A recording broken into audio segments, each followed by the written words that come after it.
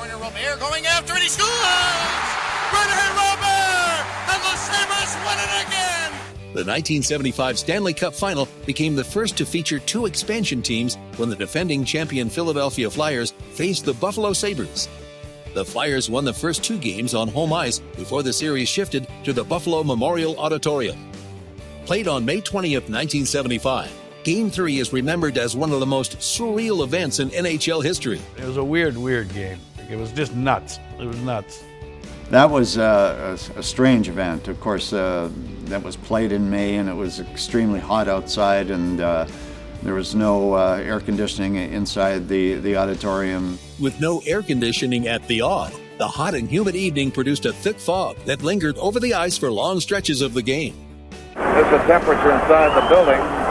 87 it registers. It is like a finished sauna bath up here in the booth.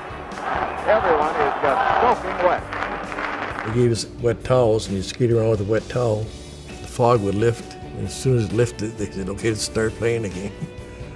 Has to be the wordest game. You just kept skating around and around, and then they finally had to get it going again, and so that was pretty comical, but it was a serious hockey game, so we had to get back into it as soon as they dropped the puck again. To make the night even stranger, a bat flew around the arena at ice level during the first period before the Sabres' Jim Lorentz intervened.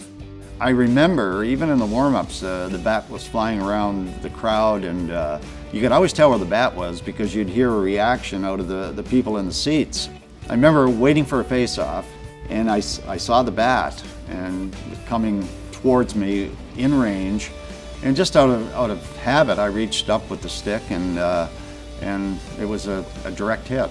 And it was Rick McLeish. Took his glove off, picked it up, and buried the bat in the penalty box. Arena crews made several attempts to clear the fog, but with little success. The game was tied 4-4 at the end of regulation. When we went into the overtime, the coach comes in and we sat in the room and said, you know, whenever we have a chance, shoot the puck, because you never know with the fog, it can go in from anywhere. In overtime, with visibility perhaps at its worst, Rene Robert became the hero for Buffalo. Gilbert shot the puck in the corner, and it was an angle that was almost impossible to score from. Around it comes to Rick Martin, up ahead for Perreault. Perreault coming to center, dumps it off the boards in the corner. Robert going after it, he scores! Rene Robert! And the Sabres win it again in overtime! Off the boards in the corner, Robert pounded it between the legs of Bernie Perrott. And the Buffalo Sabres are right back in the Stanley Cup Final.